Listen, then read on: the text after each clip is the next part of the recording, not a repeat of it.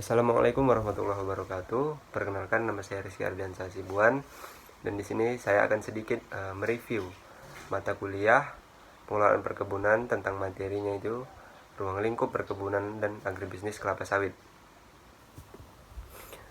Pengertian perkebunan.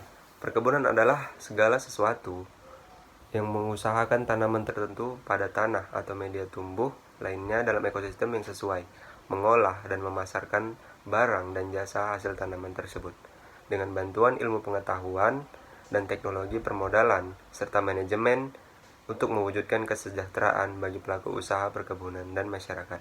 Menurut Menteri Pertanian, perkebunan adalah segala kegiatan pengolahan sumber daya alam, sumber daya manusia secara produksi, alat dan mesin, budidaya, panen, pengolahan, dan pemasaran terkait tanaman perkebunan. Kemudian menurut Direktorat Jenderal Bina Produksi Perkebunan tahun 2004, perkebunan sebagai pengolahan tanah yang dilakukan dengan kurun waktu semusim atau tahunan sehingga diharapkan dapat memberikan hasil yang maksimal dalam bidang pertanian. Kemudian perkebunan menurut Undang-Undang Nomor 39 Tahun 2014 adalah segala kegiatan pengolahan sumber daya alam, sumber daya manusia, sarana produksi, dan alat mesin, budidaya, panen, pengolahan, dan pemasaran terkait tanaman perkebunan. Di sini ada beberapa dasar hukum perkebunan, yaitu dalam pasal 2 Undang-Undang Nomor 18 Tahun 2004, ada juga dalam pasal 3 Undang-Undang Nomor 18 Tahun 2004. Sedikit saya bacakan. Dalam pasal 2 Undang-Undang Nomor 18 Tahun 2004 dinyatakan bahwa perkebunan diselenggarakan berdasarkan atas asas manfaat berkelanjutan, keterpaduan, kebersamaan, keterbukaan, dan serta berkeadilan. Sedangkan dalam pasal 3 Undang-Undang Nomor 18 Tahun 2004 dinyatakan bahwa perkebunan diselenggarakan dengan tujuan untuk meningkatkan pendapatan masyarakat, meningkatkan pendapatan negara, serta menyediakan lapangan pekerjaan dan meningkatkan produktivitas atau nilai tambah dan daya saing, kemudian memenuhi kebutuhan konsumsi bahan baku industri di dalam negeri. Kemudian fungsi-fungsi perkebunan. Fungsi perkebunan sendiri menurut Undang-Undang Nomor 39 Tahun 2014 yaitu ada 3 fungsi. Fungsi secara ekonomis, fungsi sosial budaya, dan kemudian fungsi ekologi. Nah, fungsi ekonomi sendiri yaitu peningkatan kemakmuran dan kesejahteraan rakyat serta penguatan struktur ekonomi wilayah dan nasional.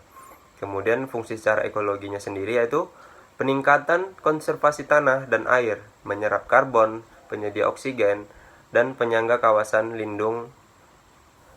Kemudian sosial budaya sebagai perekat dan pemersatu bangsa. Nah, dalam perkebunan tentu hasilnya perlu dipasarkan.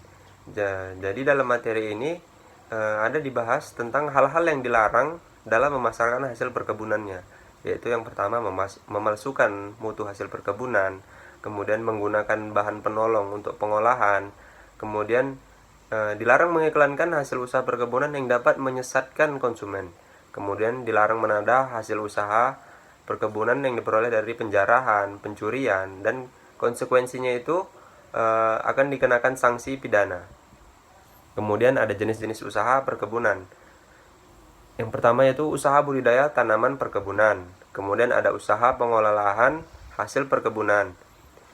Kemudian ada juga usaha jasa perkebunan. Nah, di dalam perkebunan sendiri terdapat beberapa tingkatan-tingkatan manajemen untuk mengolah perkebunan. Yaitu ada 3 tingkatan manajemen. Yang pertama top manajemen, yang kedua middle manajemen, dan yang ketiga lower manajemen. Seperti apa sih top manajemen itu?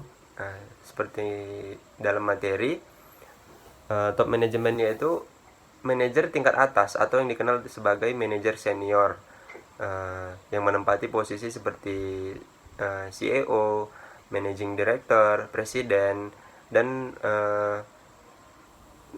manajer puncak. Kemudian yang selanjutnya, tingkatan selanjutnya itu middle management. Nah, seperti apa middle management itu? Nah, middle management itu manajer tingkat menengah atau yang berada tepat di bawah top management.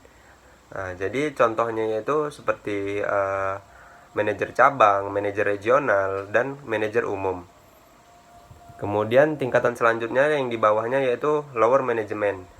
Pada tingkatan manajemen ini juga dikenal sebagai manajer lini pertama, yang meliputi manajer dengan posisi seperti supervisor shift, manajer operasi, kepala departemen, dan manajer kantor. Ada beberapa konsep perkembangan dalam perkebunan. Yang pertama yang perlu diperhatikan yaitu aspek lahan, kemudian aspek modal insani, kemudian ada aspek bahan tanaman, ada aspek perizinan, ada aspek keuangan, dan yang terakhir ada aspek keamanannya. Nah, di dalam perkebunan kelapa sawit sendiri memiliki subsistem masing-masing, mulai dari sistem industri hulu, subsistem perkebunan sawit, subsistem industri hilir, kemudian sampai ke subsistem pemasaran dan subsistem jasa penunjang.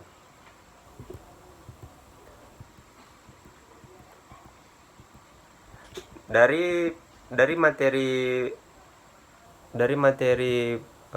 pengelolaan perkebunan kelapa sawit ini dapat disimpulkan bahwa Indonesia menjadi salah satu negara pengekspor sawit terbesar di dunia dan juga pemilik lahan sawit terbesar di dunia.